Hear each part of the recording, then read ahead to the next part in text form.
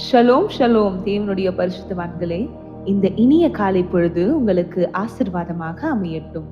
லோகத்தின் பலனிலிருந்து உங்களது தினசரி தீர்க்க தரிசன நாளிதழிற்கு உங்களை வரவேற்கிறோம்.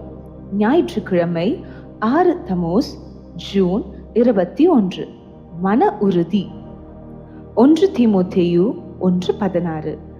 அப்படி இருந்தும் நித்திய ஜீவனை அடையும்படி இனிமேல் இயேசு கிறிஸ்துவின் இடத்தில் விசுவாசமாய் இருப்பவர்களுக்கு திருஷ்டாந்தம் உண்டாகும் பொருட்டு பிரதான பாவியாகிய என்னிடத்தில் அவர் எல்லா நீடிய பொறுமையையும் காண்பிக்கும்படிக்கு இரக்கம் பெற்றேன்.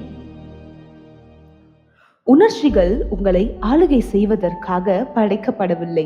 அநேக நேரங்களில் கிறிஸ்தவர்கள் தங்களது உணர்வுகளால் வழிநடத்தப்படுவதால் சோதனைகளில் சிக்கிக் கொள்கிறார்கள். இது ஒரு பேரழிவிற்கான வழியாகும். நீங்கள் நீடிய சாந்தத்தை கற்றுக்கொள்ளும் வரை அதே சோதனையில் மீண்டும் மீண்டும் தோற்றுக்கொண்டே இருப்பீர்கள். தேவன் கொண்டுள்ள அதே மன உறுதியுடன் தான் நீங்களும் படைக்கப்பட்டிருக்கிறீர்கள். எனவே நீங்கள் கோபக்காரராக இருப்பதற்கும் மற்றவர்களிடம் கடினமான வார்த்தைகளை பேசுவதற்கும் எந்த ஒரு காரணமும் இல்லை. இது ஒரு தவறான காரியம். நம்மை அறியாமலேயே சில காரியங்கள் நடப்பதுண்டு. அது பொதுவாக ஒரு உணர்ச்சி பூர்வமான எதிர்வினையை தூண்டலாம். ஆனால் நீங்கள் உடனடியாக அதன் வேரை கண்டறிந்து அதை சரி செய்ய வேண்டும். நீங்கள் கோபம் கொண்டாலும் பாவம் செய்யாதிருங்கள் என்று எபேசியர் 4:26 வேதம் கூறுகிறது. நீங்கள் நீடிய சாந்தத்தில் வளர வேண்டும் என்பது தேவனுக்கு தெரியும். ஆனால் கோபத்தில் கூட நீங்கள் பின்னாட்களில் வருந்தக்கூடிய வார்த்தைகளை பேசக்கூடாது. சிலுவையில் தொங்கிய போது ராஜா இயேசு தன் நிதானத்தை இழக்கவில்லை. அப்படி நிதானத்தை இழப்பதற்கு ஏதாவது ஒரு தருணம் இருந்திருக்குமானால் அது சிலுவையின் இடமாகத்தான் இருந்திருக்க வேண்டும். ஆனால் அவர் அப்படி செய்திருந்தால் உங்கள் நிலை என்னவாயிருக்கும்? தன் உணர்ச்சிகள் மீட்பின் திட்டத்தை மாற்றிவிட அவர் அனுமதிக்காததற்காக தேவனுக்கு நன்றி செலுத்துங்கள்.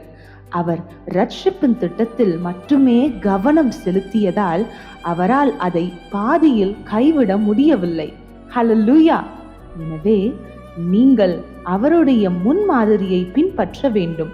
சத்துரு உங்களுக்கு எதிராக எதை தூக்கி எறிந்தாலும் அமைதியாக இருங்கள்.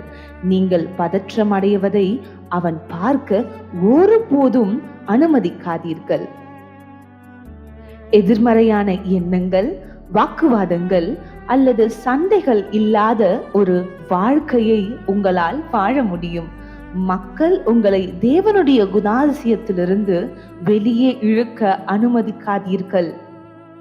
சுய கட்டுப்பாட்டை இழப்பதிலிருந்து எந்த ஒரு நன்மையும் விளைய போவதில்லை. உங்கள் அணுகுமுறையை கண்காணித்து வாருங்கள்.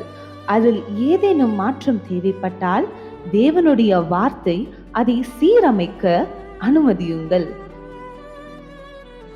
தீர்க்க தரிசன அறிக்கை. என் உணர்வுகள் என் வாழ்க்கையை வழிநடத்த நான் அனுமதிக்க மாட்டேன். நான் முதிர்ச்சி அடைந்த ஒரு கிறிஸ்தவன். என் நடத்தை தேவனுக்கு பிரியமானது. ராஜா இயேசுவே, உம்முடைய நீடிய சாந்தத்திற்காக உமக்கு நன்றி. மேற்கொண்ட தியானம் எபிரேயர் 10:36. 365 நாள் வேத வாசிப்பு திட்டம். இன்றைய உங்கள் வாசிப்பு திட்டம் நீதிமொழிகள் 16-18 அதிகாரங்கள். அன்பான பரிசுத்தவான்களே, நீங்கள் பிரகாசமான மகிமையில் ஜொலிப்பதற்காக படைக்கப்பட்டீர்கள்.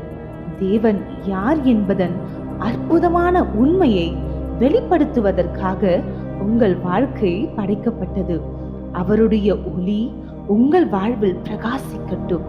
மேலும் கர்த்தருடன் இணைந்து ஒரு அற்புதமான ஒளியை உருவாக்கும் செயல்முறையை அனுபவித்து மகிழுங்கள். இன்று உங்கள் மீது கூறப்பட்ட தீர்க்க தரிசன வார்த்தைகள் உங்களை உற்சாகப்படுத்தி பலப்படுத்தட்டும். ராஜாவாகிய இயேசுவின் நாமத்தில் ஆமென்.